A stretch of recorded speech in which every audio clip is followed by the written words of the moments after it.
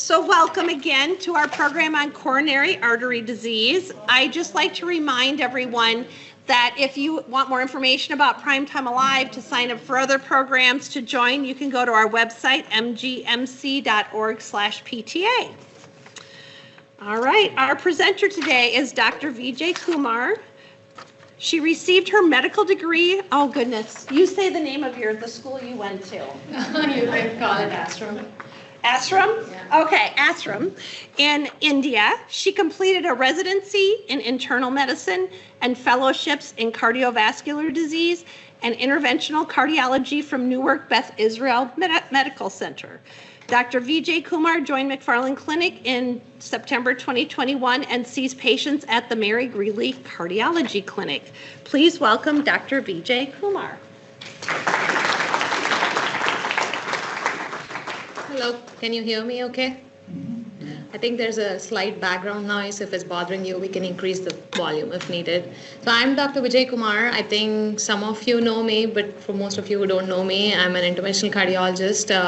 I joined McFarland in September of 2021, as Vicky mentioned, and I'm here today to talk about coronary artery disease. I tried to keep it very basic and simple, and obviously we'll keep the questions to the end, and you can ask me any questions at the end that you have once we start the presentation. Could you speak a little bit more slowly? Yeah, I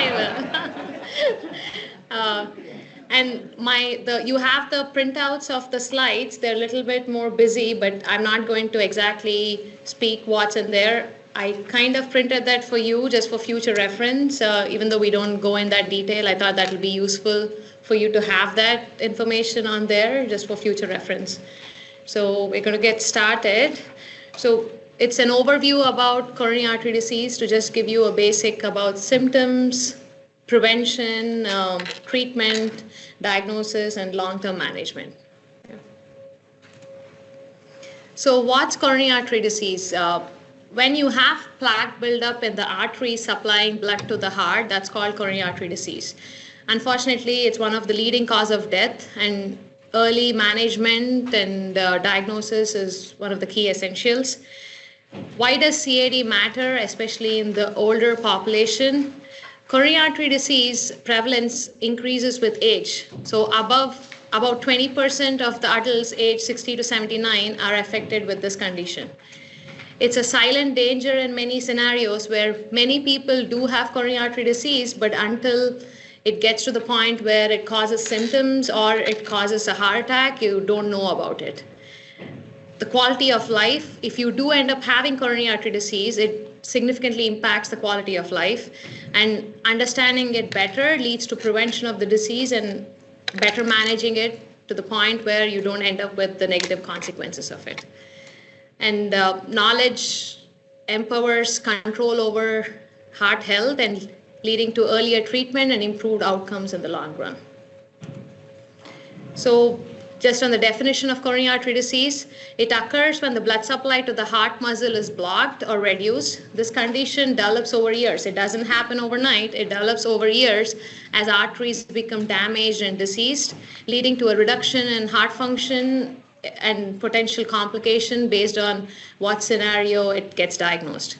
So coronary arteries are the blood vessels that arise from the aorta right above the aortic valve, which is a heart valve on the left side of the heart. And I'll show you pictures of that. Can you see my arrow? Yeah. So this is the heart. For those of you who don't know, just to give you the basic anatomy, there's 4 chambers in the heart, 2 on the right and 2 on the left side. The 2 on the upper chambers are called the atria. This is the right atrium that you can see in this picture. The left atrium comes here. And then the lower chamber, this is the ventricles. There's 1 chamber on the right and the 1 on the left. I'll show you another picture that shows it a little better. But this picture was mainly to show the coronary arteries. So from the left side, this big blood vessel called the aorta comes from the left side of the heart. And right above the heart valve is where these coronary arteries arise. And the right artery goes to the right side and the left artery goes to the left side.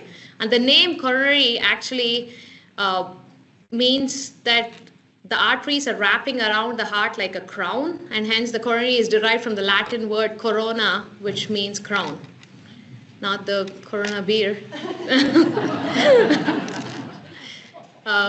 So this tries to, in turn, like if you see big major vessels come across here, and you have one main coronary artery on the left side, which in turn divides into what's called the left anterior descending that runs in front, and that's the widowmaker lesion, widowmaker artery. And if you have a blockage in the beginning of the vessel, the reason it's called widowmaker is when you have it at the beginning of the vessel, and for example, you have a heart attack there, that is one of the major arteries which supplies more than 50% of your heart muscle, and that can lead to a massive heart attack, sometimes even resulting in death in your sleep. So that's why the name.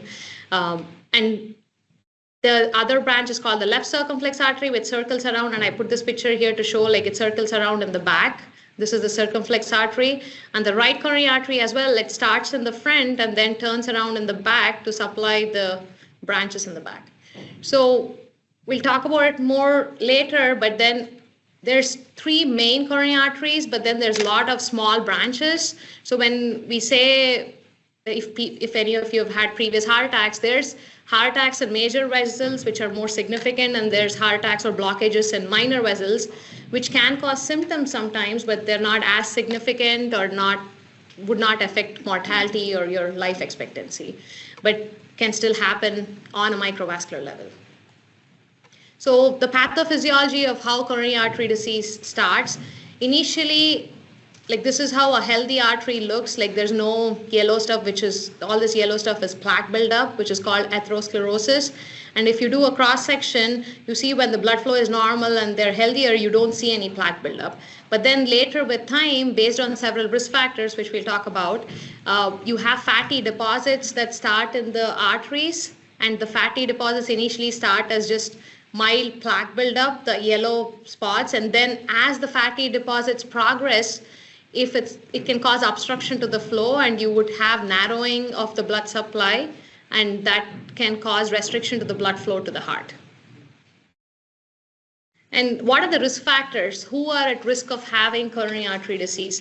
There are some, unfortunately, non-modifiable risk factors, and there are some modifiable ones. Let's talk about both. So non-modifiable risk factors, age, with increasing age, the risk of coronary artery disease increases, particularly after 45 years for men and after 55 for women. Women are protected when they're having regular menstrual cycles because the hormones offer protection, but once you attain menopause, there's increased risk. So that's what my second slide speaks about. Then family history. That's one thing we haven't had a control of yet. Hopefully future 10, 20 years from now, they'll have technology where you can have some genetic modification and modify even the family history. But family history is one of the biggest risk factors, which becomes important, especially if you have a first-degree relative, your parents or your siblings have heart disease. There's gender variation.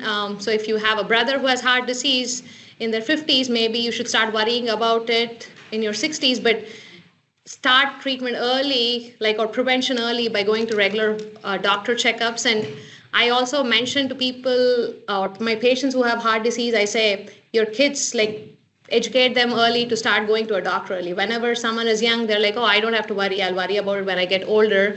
But prevention is the key to all this, to prevent anything bad happening from an earlier stage. So a lot of my patients who are in good shape come in with heart attacks, and one thing that we see is a family history. And that's unfortunate and not preventable, but having the positive side of it is, I think, okay, if someone says my mom had a bypass surgery in the 50s, I think if you have had a good lifestyle, maybe it's a minor heart attack where you end up just with a stent and don't need a bypass. Or your mom had it in the 50s, and just because you had a good lifestyle, you were having it in the 60s. That's still under our control to at least delay the onset, if not completely prevent it. And certain ethnic backgrounds have higher prevalence of CAD than others, and other genetic factors also influence cholesterol metabolism, where you can have a family history of high cholesterol levels, and that puts you at increased risk of coronary artery disease and strokes. So what are the modifiable risk factors? Smoking, avoid smoking as much as possible. Secondhand tobacco exposure also increases your risk. It almost doubles or triples the risk of coronary artery disease.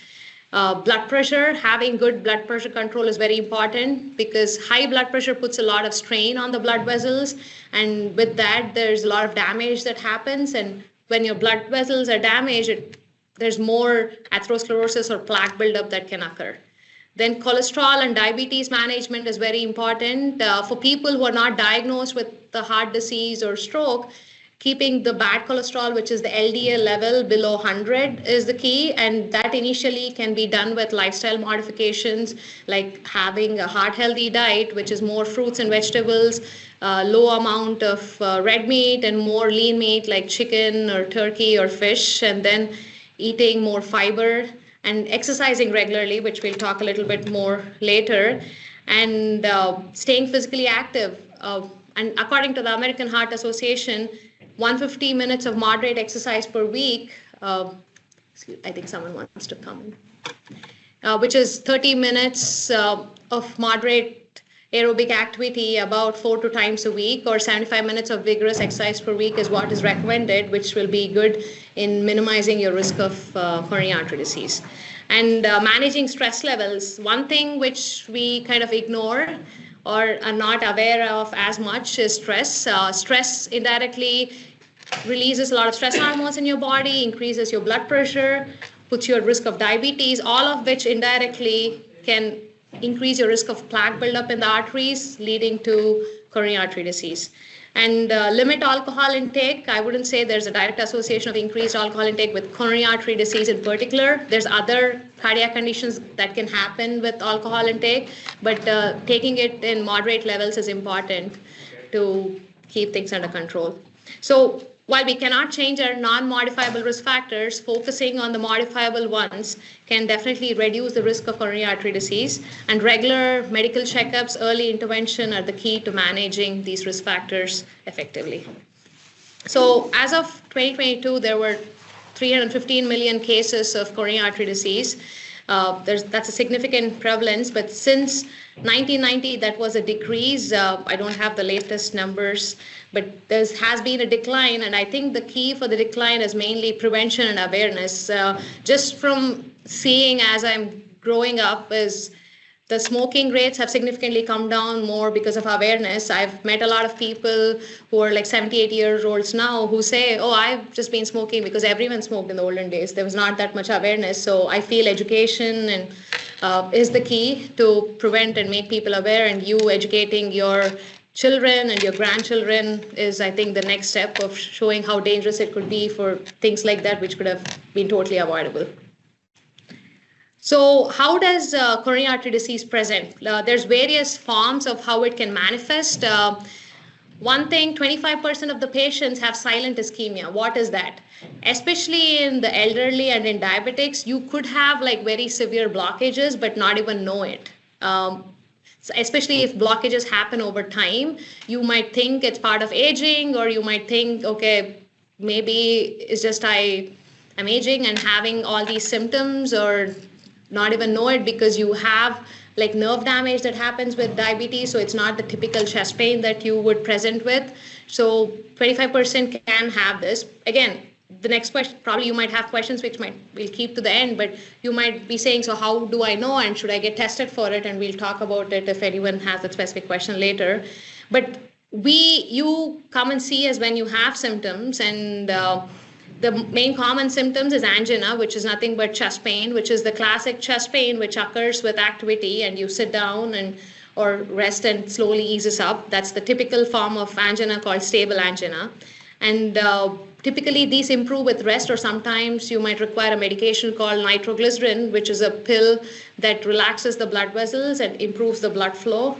And so if the angina progresses, then you start having classic symptoms at rest, which definitely needs immediate medical attention. So, and then there are some acute syndromes where you need immediate medical attention and emergency, where requiring a visit to the ER probably, where you're completely normal and in good state, but then suddenly you have a heart attack, and have like acute onset of severe pain or other symptoms like shortness of breath or associated nausea or sweating, all of which require immediate medical attention. And progression, what happens if you ignore the symptoms or if left untreated? One of the biggest concern is if your heart muscle doesn't get enough blood supply, it requires weakening of the heart muscle like any other part. If you've not been using your arm for a while, it gets weaker. Similarly, if your heart muscle is not getting enough blood flow, it just stops pumping as it's supposed to, and that can lead to what's called heart failure. And sometimes heart failure has more significant consequences as opposed to just the heart attack, because that affects your day-to-day activities, your quality of life. And you also have other negative consequences like arrhythmias, which means abnormal heart rhythms, which sometimes are life-threatening, and all of this in combination can lead to sudden cardiac death. So noticing or watching for the symptoms early and seeking immediate medical attention is the key for that. So just talking about the CAD symptoms again, so we spoke about chest pain. The other symptom is shortness of breath. Not everyone has the same symptom of chest pain when they have coronary artery disease. Some people present with shortness of breath. And shortness of breath just doesn't mean, okay, I'm getting short of breath. Again, a lot of it is attributed to aging, and it might well be, but depending on the risk factors, let the doctor tell you if that is. You don't have to always see a cardiologist for that. If you have any change in symptoms, maybe bring it to the attention of your primary doctor and say, I was doing so-and-so activities last year, but I'm not able to do the same thing. And that's something which would trigger a bell and say, okay, maybe we have to do more workup and rule out some of the severe causes before we attribute everything to aging. The other thing is fatigue. That's some symptom where you can think unusual tiredness that doesn't improve with rest, or it's associated with some weakness and dizziness and nausea. All that could be a sign of coronary artery disease too. And the other thing is palpitations, which is just irregular heart rhythms. And I've had patients who say, I felt like it was a panic attack or anxiety attack. And it very well might be. And I always tell my patients, if you have symptoms and you don't think it's your heart, let the doctor tell you that. You don't decide on your own, because we have been through medical school for so many years and it's always confusing. I mean, the same symptom, a ER doctor might look at it in a different way. Cardiologist might look at it in a different way. A primary doctor might look at it in a different way. But I think it's always worth to rule out the serious causes, because yeah, we do all the testing and they're like, oh, I went through all the testing for nothing. I was in good shape. Isn't that good news that that's what you want to hear? And maybe it's just your anxiety attack, but let us tell you that before you dismiss your symptoms, because the worst case scenario could mean death, so which we don't want and want to avoid. So other CAD symptoms which are more atypical is indigestion. I've had patients who come and tell me, oh, I've had this heartburn. I took Tums. Sometimes it worked, sometimes it didn't work. It has just been going on for like months and months together. And all along it was heart disease and your heart telling you, hey, I'm in pain, do something, until the worst case scenario happens where you end up with a heart attack. Or just simple nausea or unexplained vomiting. And usually nausea alone doesn't happen. You're having associated symptoms of shortness of breath or nausea along with it. And similarly, the lightheadedness, sweating, and then swelling of the ankles or feet, which could be from poor circulation or from heart failure. So all of these go in combination with some other symptoms like shortness of breath or chest discomfort or indigestion or acid reflux kind of symptoms. So the slide says the same thing. It's very important, especially the women, elderly patients, and those with diabetes are more likely to experience these atypical symptoms rather than the classic left-sided chest pain. So never dismiss any persistent symptoms, as early detection and treatment for the CAD can prevent some serious complications. This talks about silent coronary artery disease, and just to show that up to 50% of the first heart attacks occur in people who previously were unaware that they have CAD. Like when people come to us for the first heart attacks, I've told people, oh, you have a blockage that's been there for many, many years, and this is not new, but you have another vessel that caused a heart attack because there was silent ischemia or silent decreased blood flow to the heart that was ongoing, which they were not aware of. So don't hesitate to discuss any of your unusual symptoms with a healthcare provider, even if they don't seem to be heart related. So how do you diagnose this? So the key to diagnosing coronary artery disease is symptoms. So until you tell the provider about your symptoms, nobody's going to address that. So until you say you have chest pain, nobody's going to start doing stress tests because it's not routinely recommended to do testing without symptoms. So first, a detailed review of the symptoms, especially the personal history and family history is very, very important. And then next, if we find any symptoms, or if you're concerned about any symptoms which are concerning for coronary artery disease, then we talk about the next steps, some of which initially are non-invasive, which includes tests like a stress test or ECG or a CAT scan, which I'll put a few slides about that just to give a little bit in depth about that. And then just looking, even if you don't have symptoms, just getting the routine blood tests like your cholesterol levels on a yearly basis, your diabetes check, and your troponin levels if you're having active chest pain, all of which could indicate heart disease. And then the invasive testing is reserved to the end or in the more serious cases or in situations where you present with heart attack, because those come with its own risk because it involves going into the artery, so it comes with its own risk of complications. So what's an ECG? It is good to detect someone if they're having an acute massive heart attack or to detect abnormal heart rhythms. It is where your heart electrical activity is captured on a paper, and if you're having irregular heart rhythms or arrhythmias or any other abnormalities, that will be detected on that. It does show evidence of previous heart attacks or acute heart attacks, so in that way it's useful. But I tell a lot of people having a normal ECG doesn't mean that you don't have coronary artery disease. It's just one of the steps, and it's useful to detect certain things, but it doesn't exclude a coronary artery disease. So the next step is a stress test. The most commonly that we see is an exercise stress test, where this is only done if you're having, sometimes we do it as part of preoperative evaluation if you're not able to tell us if you do the necessary exercise to tell us that you're safe enough to go for a procedure, because going under anesthesia is stressful on your body. So in those scenarios, even without symptoms, we do stress tests.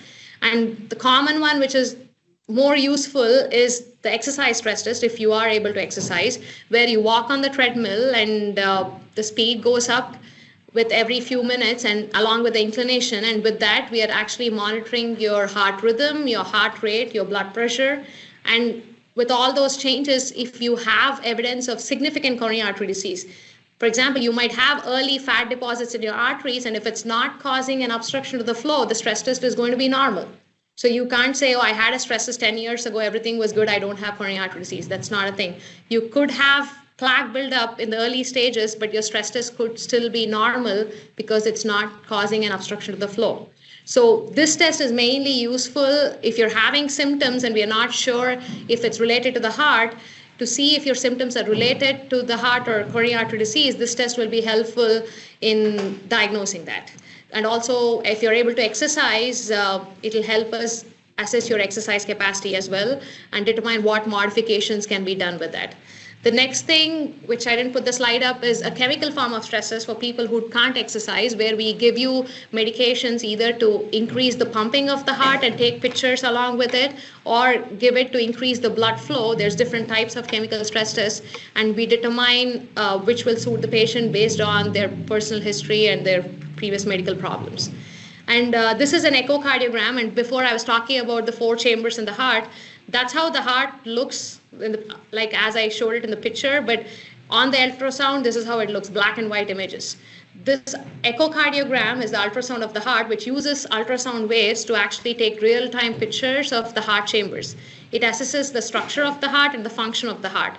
So again, if you have a normal echocardiogram, which you could, even with having severe blockages, this is mainly to see were the blockage is severe enough that it's affecting the heart function. Do you have any other problems going on? These structures here that you see are the heart valves, which are the doors between each chambers. Do you have any problems there which could be contributing to your cardiac symptoms? Or if certain areas are not moving as well, that will raise suspicion that is the blood supply to that specific area obstructed? Is that why you're having an abnormality? So this gives us additional information, but doesn't really diagnose coronary artery disease per se. And there's non-invasive scans. that we have. One of the common ones that you might be aware of is the calcium scan. So what is a calcium scan? That's one of the common condition. Having coronary calcification is one of the common diagnoses that we have patients refer to us in the cardiology clinic. So it's a CT scan. It uses a specialized CT technology where it takes cross-sectional images of the heart. It's not looking inside the blood vessels. So it just takes a quick picture. It's a 10 to 15 minute test. There's no dye involved. So this does not give us information of what's inside the blood vessels, but it's just looking at the calcified plaque.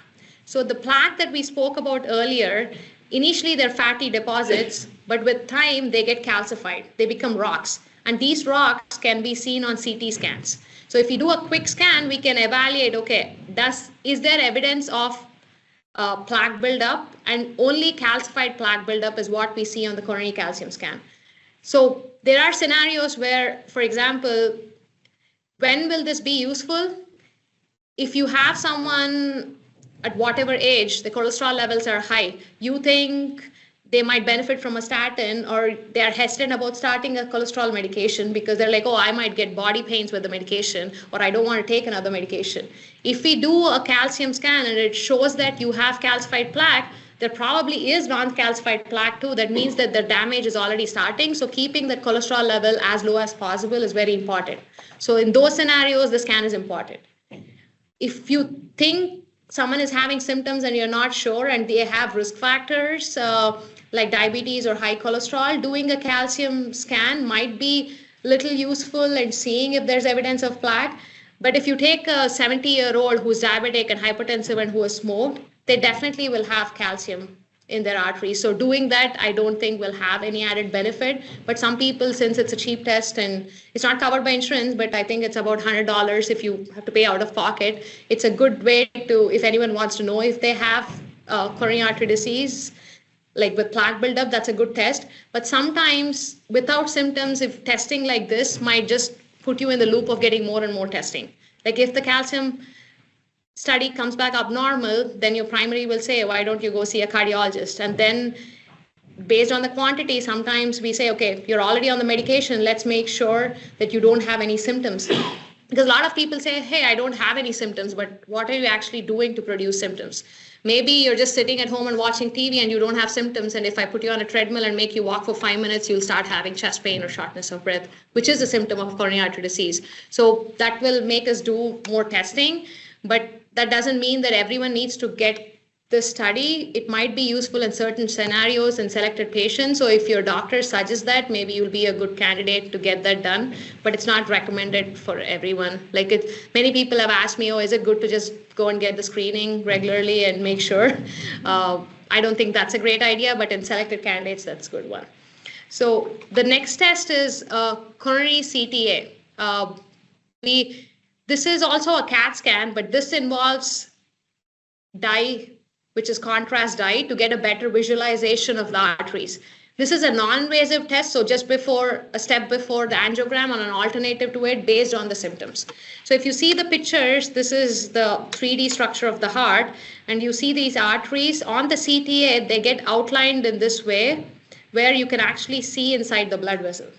The advantages of this, it's a non-invasive test. If our suspicion that you're having a blockage is not high, so for low to moderate risk patients, this is a better test because it'll at least rule out the blockages. But if this does show blockage, you would end up in the procedure room to get an angiogram. But since it's non-invasive and our suspicion is not high, this would be a good test to start with, to make sure you don't have blockages in the major arteries. I say major arteries because you see how it's delineating well all the major arteries, but it doesn't give a great visualization of smaller branches because the resolution is not the greatest. It does give us good visualization of the major arteries. So life-threatening blockages are ruled out, significant blockages that can affect your heart function are ruled out. But if you're still having chest pains, this being normal doesn't completely exclude the blockages in the smaller branches. So in that way, it's a good non-invasive test to start with, but doesn't completely exclude stuff. So it's great test for some people. And this test particularly, if you're not completely sure and comes back completely normal, like where you don't have any plaque. The same test also gives evidence of how much calcium deposits are there. If there's no plaque at all, then that's good to rule out coronary artery disease completely, instead of going for a more invasive test. Next is the invasive coronary angiogram. So this is a critical diagnostic procedure for evaluating coronary artery disease and guiding treatment decisions. It's the gold standard because you're actually taking live pictures of the blood supply to the heart, and there's an X-ray camera that's where you're injecting contrast dye into the blood vessels, and there's an X-ray camera taking pictures of the blood supply in different angles. But obviously it's invasive, so we have to go through an artery. Usually I go through it through the artery in the wrist. The other option is where they go through the leg. But it's going into the body with catheters and wires, which comes with its own complication risk, like risk of stroke or risk of bleeding or bruising or damage to the blood vessel where we go through, or more serious complications if we have to work on your heart. But sometimes that's what you need to treat the artery or to decide on the next steps. So what are the medications for coronary artery disease? Before we talk about like what we do if you have for more serious, one thing even with early stages of coronary artery disease is a statin medication. That's one of the common cholesterol lowering medications, which works by blocking some enzymes that produce cholesterol in the liver. So it helps if you keep the cholesterol levels low, you don't have plaque buildup in the arteries, and that is one way to minimize the risk or progression of coronary artery disease. It has its own side effects of causing body aches, not in everyone, but some people are more intolerant to it than others. And there's alternative medications out there which are injectable forms of cholesterol. So if someone needs their cholesterol level to be lowered, either for prevention, primary prevention to like prevent coronary artery disease itself, or secondary prevention, like we know that you have coronary artery disease, but we want to prevent progression, statins are the first line, which have been out for many, many years, but there's newer medication which are injectable forms which don't have the similar side effects like body aches. Then there's antiplatelet. Aspirin comes under this category. Baby aspirin, I wouldn't recommend that for everyone who's old or has risk factors, because there were studies a few years ago showing that if you don't have evidence of a stroke or plaque buildup, taking aspirin maybe is not the good option for you, because studies showed that in people like that, there was higher bleeding risk as opposed to the benefit of preventing a stroke or heart attack. But for someone who has known coronary artery disease, even evidence of plaque or calcium deposits, being on a baby aspirin does minimize your risk of having a heart attack or a stroke. And what does it do? It mainly acts on the platelets, which are cells which can stick together and form clots and cause obstruction. So it makes the blood thin, so that the blood flow is smooth, and we kind of minimize the risk. Again, it doesn't give complete protection, but it's good enough to take it a prevention basis if you do have coronary artery disease. And then beta blockers, they're one of the class of medications. They were primarily used for high blood pressure before, but routinely we don't use it for high blood pressure. One of the common one that some of you might be aware of is metoprolol.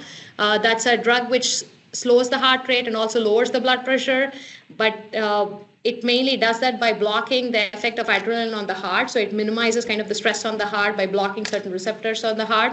So it is a good medication to minimize your risk of future heart attacks or reduce the risk of heart attacks if you've not had one.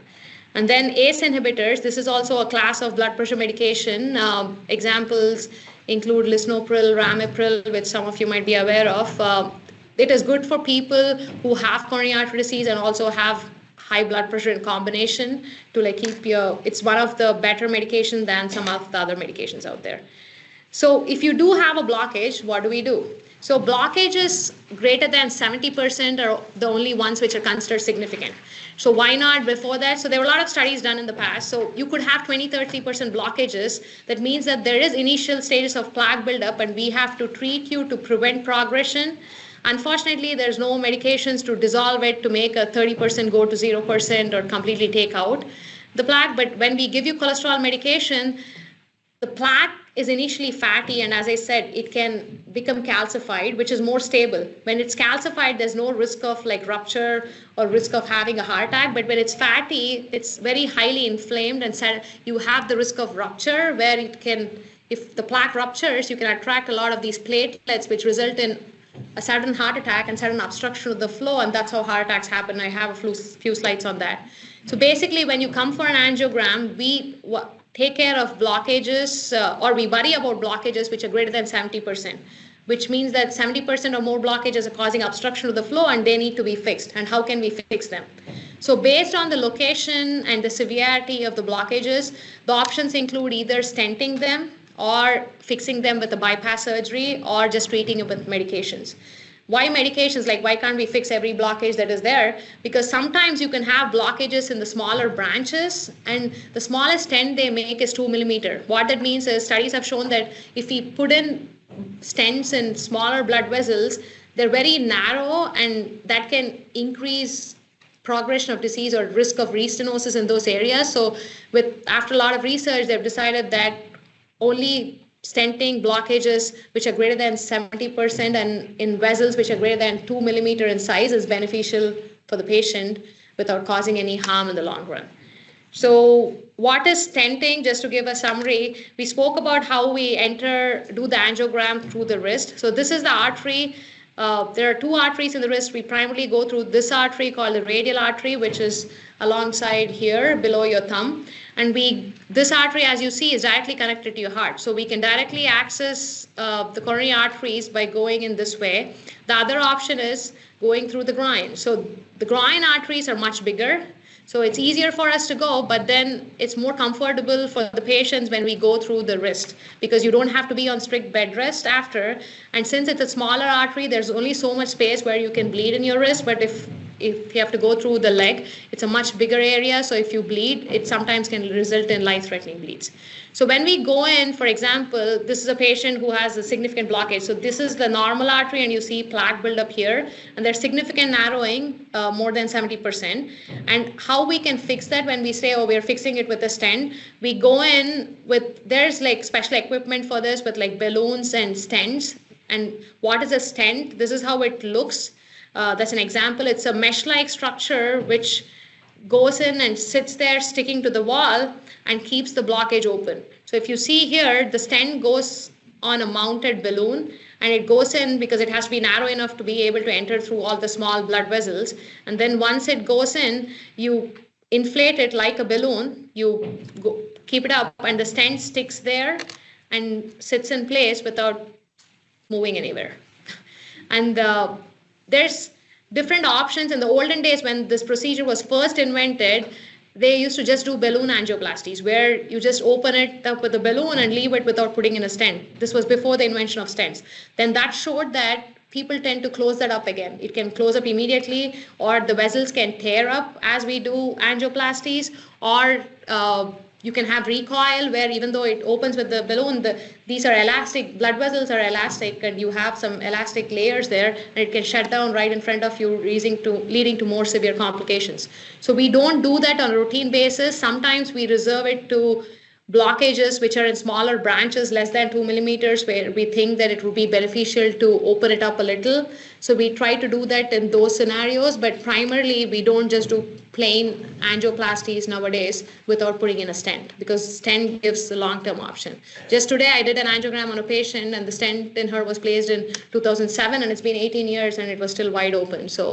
And now the stents are only more advanced. So unfortunately, sometimes the stents close up in a shorter interval. It also depends on each patient scenario, but it's very infrequent. But the goal is to keep it long run, and especially if we have you on the right medications, it prevents progression of disease and keeps that open for a long time. The other option is bypass surgery. I know many people here, oh, I've had bypass. What is a bypass? I'll give you a brief overview. So what exactly they're doing in a bypass is, it's an open heart surgery. You have the chest open and they access your heart. And as you see, for example, you have a blockage here, and this correlates to this blockage here in this vessel. So they're literally bypassing the blockage. So if the blockage in this is an artery called the LAD, they commonly use your own artery from the body called the lima, or the left internal mammary artery that comes on the left side. And that's actually arising from one of the branch on the left side here. They take that artery, separate the distal end of it, and kind of stitch it up, literally stitching it up to the artery here, bypassing the blockage. So for example, if the blockage is in this portion, the mid segment, they try to find a normal area beyond that blockage to bypass that blockage and make sure that the heart muscle is receiving enough blood flow. Ultimately, our main goal is to make sure the heart muscle, which is the main pumping chamber, is getting enough blood supply. So that's what they do with bypass surgery. And sometimes there's two arteries on the right and the left. The left artery is the one that's commonly used for supplying blood to the main vessel. In the past, studies have shown that when they use both the arteries, sometimes healing of the chest wall was not great, so they don't use that as commonly these days. But if you need other vessels that need to be bypassed, they take veins from the leg, or sometimes they use one of the radial arteries to bypass that. But similar concept, if they're taking stuff from the leg, they have to stitch it up to this main vessel, the aorta, so that the blood, instead of going through the main entrance, is taking this bypass route and still making sure that that area of the heart muscle is supplied of blood. I hope that makes sense. I tried to simplify as much as possible, but just to like give you an awareness, because many people don't ask. I mean, I didn't know until I entered medical school to what bypass meant. So recovery time, obviously, if it's stenting, we send you home the same evening or the next day, but bypass surgery is a major open heart surgery. And it has more long-term benefit, but the initial recovery is much harder as opposed to stenting. Next, cardiac rehabilitation. Cardiac rehabilitation is one of the programs which is very, very important for people who have coronary artery disease and have had a stent placed, or people after a heart attack, because we have exercise programs which is all done in a monitored setting where your gradually activity is increased with them monitoring your heart rhythm, your blood pressures, and your heart rate. And you also get a lot of health education on heart healthy nutrition, your medication management, stress reduction techniques, and other risk factor modifications. And the next thing is lifestyle modification. I think just not the medication, lifestyle modification is the key, and we've already touched about this in the risk factors earlier, which includes heart healthy diet, which is rich in like fruits, vegetables, grains, and lean proteins, and then limiting the saturated fats, limiting the processed foods, and minimizing your sodium intake. And then physical activity is the key, trying to get at least 150 minutes of moderate intensity aerobic activity on a weekly basis, and also muscle strengthening exercises at least twice weekly is good. Quitting smoking, because there's a lot of, I know it's a hard addiction to quit, but then there's a lot of options out there, including nicotine replacement therapy or medications to deal with the side effects while you're quitting. And then stress management techniques, which includes meditation, yoga, and trying to join support groups or counseling if you're going through a lot of stress. Next thing is ongoing monitoring and follow-up is key. You can't say, okay, I had a heart attack, I got my stent, bye-bye doctor, I don't need to see you anymore. That's not the thing. Regular checkups are important because scheduling appointments with your primary or your cardiologist to monitor the heart function, making sure you're at the right dose of medication, and making sure you're responding to all the medications well without a side effect is helpful, and having those regular follow-up is very, very important. So, I mean, I have a few other slides, but I think we're short of time. This talks about acute coronary syndrome, which means heart attack. It's kind of the similar symptoms what we talked about earlier, but when you're having all these in an acute setting where you feel complete, like when you have gradual, stable coronary artery disease, the symptoms happen over time. Oh, I've been having this chest pain. It started with when I walked 2 flights before. Now it's happening with 1 flight. Now it's happening with rest. That is gradual coronary artery disease. But heart attacks or acute coronary syndrome is where you might wake up one morning or early morning saying, I'm just not feeling right. So if you have symptoms of acute onset chest pain, shortness of breath, nausea, vomiting, diaphoresis, and then sometimes atypical symptoms. I have a patient right here in the group who came in with just upper back pain. Takes very good care of her health, but then the upper back pain is like, oh, it's not the chest pain, like maybe it's just my muscle, maybe I'm sore, but it was a heart attack of one of the major vessels. Thankfully, even though since the symptoms were ongoing, she didn't ignore the symptoms and came to us and sought medical attention and was treated and is doing well now.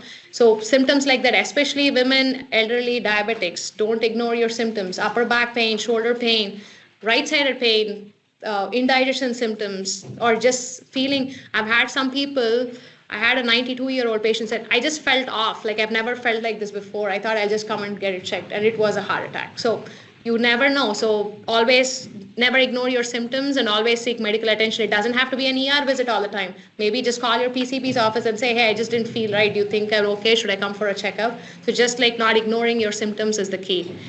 And similar management and stuff, like once you come to the ER, there's things that we do, especially if you come in with an urgent heart attack, we rush you to the procedure room to try to get the blockage as quickly open as possible. And just talking about the same lifestyle modifications, which is the same. And there are some emerging technologies that are happening in coronary artery disease research. There's a lot of obesity we didn't speak about that as a risk factor, but it is a big risk factor which increases your risk of having high blood pressure and diabetes and also like cholesterol levels when you're obese. And there's a lot of anti-obesity drugs out there. They do come with some side effects, but they're promising drugs out there these days with a lot of options. And if you're someone who is considering this, always discuss with your primary doctor regarding that. Obviously, if you modify the risk factors, like if you lose weight, your blood pressures will be under control, your blood sugars will be under control, your cholesterol levels will be under control, and all that will indirectly minimize your risk of having coronary artery disease, or at least decrease the chance of progression. And there's other newer therapies other than the statins, which are specifically looking at targeting inflammation. Is there something beyond that we don't know other than the cholesterol that's causing this coronary artery disease? That's still research under progress, but hopefully we'll have some more things in the future. So speaking again on the same thing, heart healthy diet, regular exercise, quality sleep to minimize stress, everything is very important. And just taking medications as prescribed, having regular checkups, and also monitoring your symptoms. So prevention is crucial to manage your condition, know your symptoms of coronary artery disease. Regular checkups are vital, and diligently follow your plan with regular checkups with your doctor. I think that's about it. And I'm open to any questions. Thank you for your attention. I hope it was not too boring. A lot of information. So once the plaque has started to build up in the arteries, can that be reversed? So the question is, once the plaque has started to build up in the arteries, can it be reversed? It cannot be reversed. We can stabilize it. The main reason why when we see even little evidence of plaque, we recommend a cholesterol medication is it cannot be reversed. Like as I was telling earlier, like if you have a 20% blockage or minimal plaque, we can only prevent it from getting worse, but unfortunately the 20 won't become zero.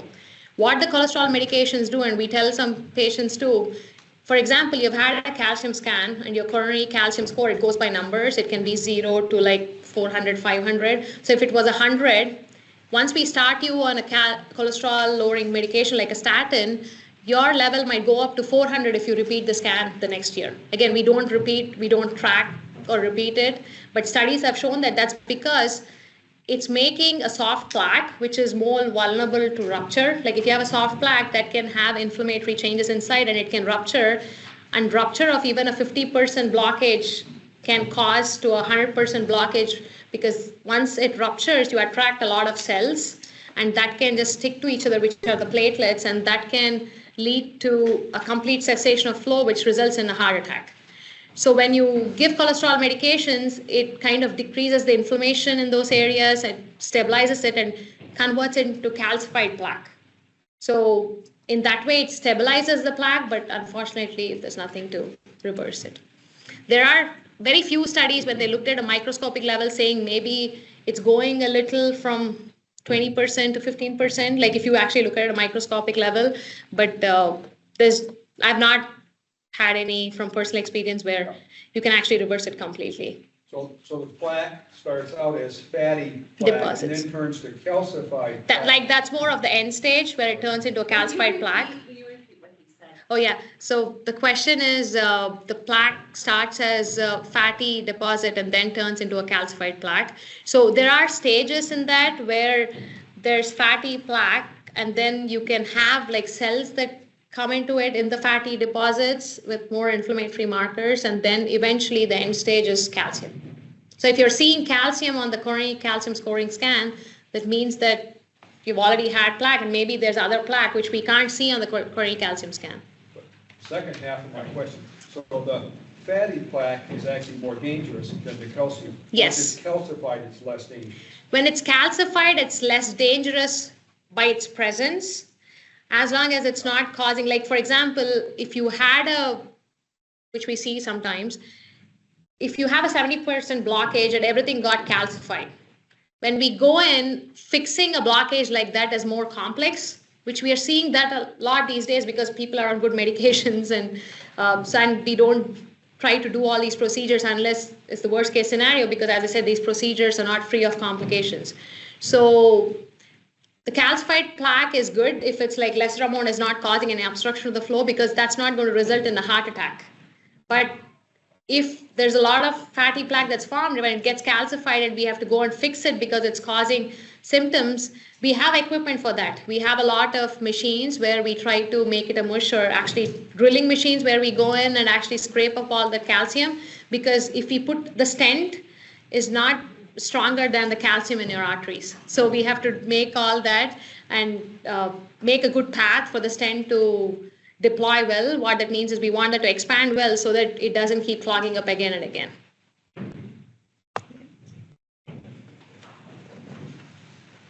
Will you be doing angiograms out at the new ASC, Ambulatory Surgery Center?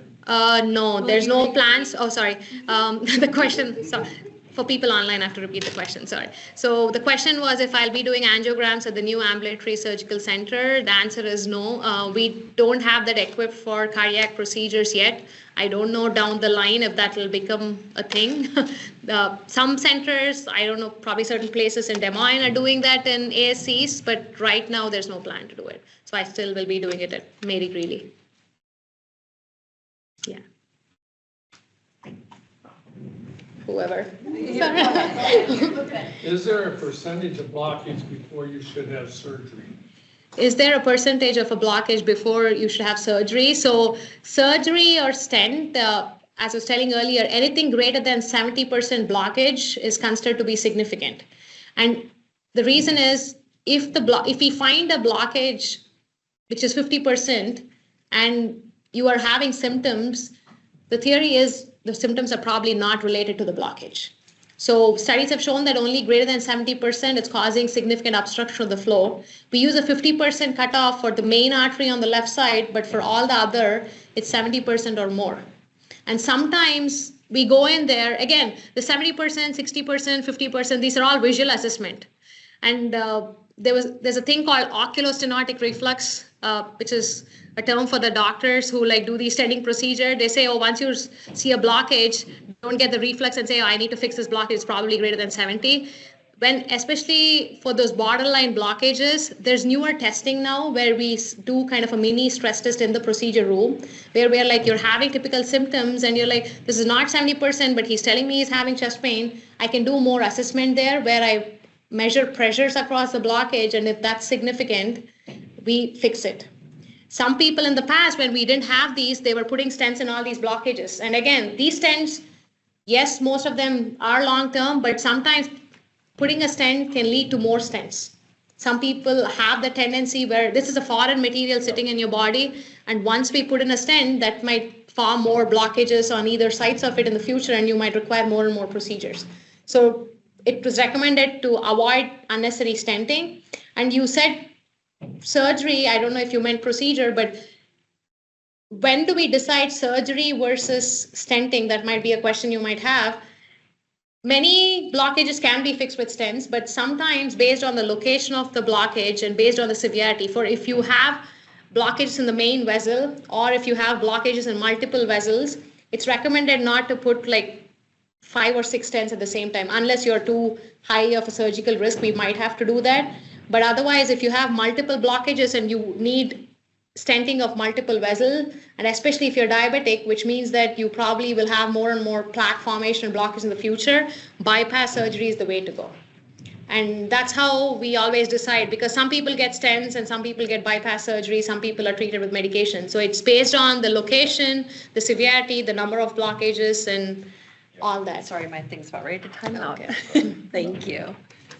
Yeah, you had a question. Yeah, there was this group, or maybe several groups that go around to like different churches and they get people's names, and they do like 4 tests. I don't know if it's lifestyle checking, and they check maybe your blood pressure in your legs, and 4 tests, are those valuable, or are they not so good? So the question is, there are some groups which do routine screening tests, which includes probably the leg tests, and I know they do some scans of the arteries. I'm not sure what all 4 tests are routinely done, but I think some of it is valuable, like scans of the arteries in the neck. If you're seeing evidence of plaque buildup there, that means that maybe there's plaque buildup in other places. So it'll be good if that's the evidence and you're not on any medications. Being on baby aspirin after the diagnosis or getting on a cholesterol medication after the diagnosis would be good. In that way, it's helpful. So I don't know how often it's done and how accurate it is, but I've had patients who told me I was diagnosed with that and that will help in certain screening, but I'm not sure of what other tests they do. Most of it's usually negative because if people are having real symptoms, they probably had, but if you don't have any symptoms and you think that will be beneficial, I don't think it's wrong to get that done. Are you doing fewer bypasses now? I know years ago, people almost bragged about how much bypass. I had I had a triple bypass. I had a quadruple. And now people said, well, I got a stent put in. Is our stents pretty much replacing all the bypass? So the question is, are we doing fewer bypasses now as opposed to the olden days? So I think that is what we are seeing a trend towards it, which many people would like that to happen because the stents are more advanced now. Before we had stents which did not release any drug, which were closing up pretty quickly. And before that, we didn't even have stents. But nowadays, we have stents which release a drug to keep that stent open long term. So the patency and the life expectancy of the stent, if you would say, is longer.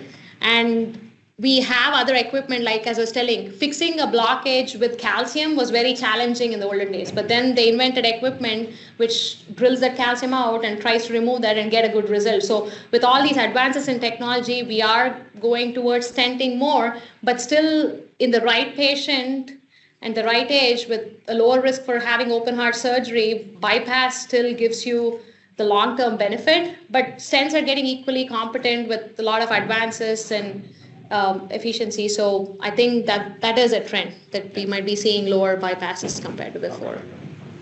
Sorry, yeah. You say something about triglycerides. So if you take a stent for just the triglycerides, the cholesterol is somewhat normal. Mm-hmm. Is that lower cholesterol too? Or so this, other than the question is, does your statin lower the triglycerides, or if you're taking statin for the cholesterol, for the triglyceride, does that lower your LDL too? So your triglycerides, there are specific therapies that lower that specifically for people who have isolated hypertriglyceridemia, where that means that your triglycerides are high, but your cholesterol levels are not that bad. Statins do lower everything when you take that, but might not do the best job in lowering the triglyceride levels itself. And triglycerides, because there's much stronger medications targeting just the triglycerides, but they come with their own side effects as well. But depends on, and triglyceride lowering requires a lot of lifestyle modifications, because if your diabetes is not under control, that can affect your triglyceride levels. If your carbohydrate intake is high, that increases your triglyceride levels. So the pathway is a little different, but if you're taking a statin for triglycerides, yes, it will lower your bad cholesterol too. Yeah. What are your thoughts like on that cardio movement? Oh, yeah. Valid, or is that something you say? So what are the thoughts? What are my thoughts on KardioMobile? KardioMobile, for those of you who don't know, it's a remote heart monitoring device. It's not a great device, like even your smartwatch with ECG monitoring. They're not good devices to detect a heart attack, but they're great for detecting abnormal heart rhythms.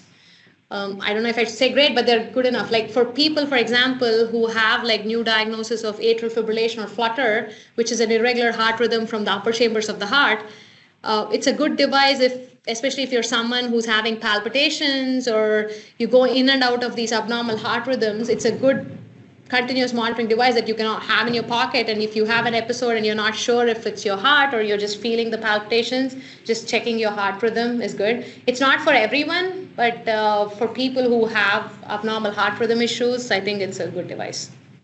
Because we can't be monitoring your heart continuously. This is like a remote monitoring. We actually suggest some patients to buy that. If there's more questions here, raise your hand. I'm just going to look online to see if we have any questions. So anybody have one here? No? Come on.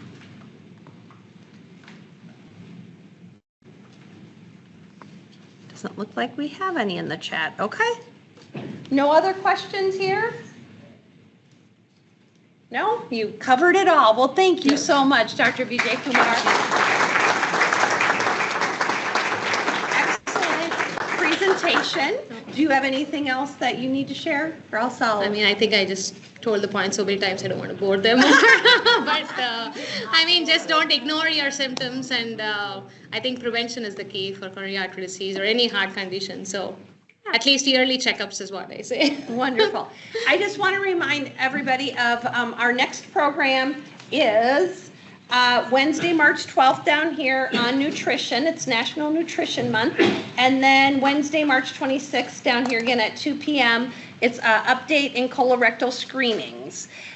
So please fill out your evaluations. And if you have ideas for programs or speakers you'd like to hear from, please include those. There's a basket there as you walk out.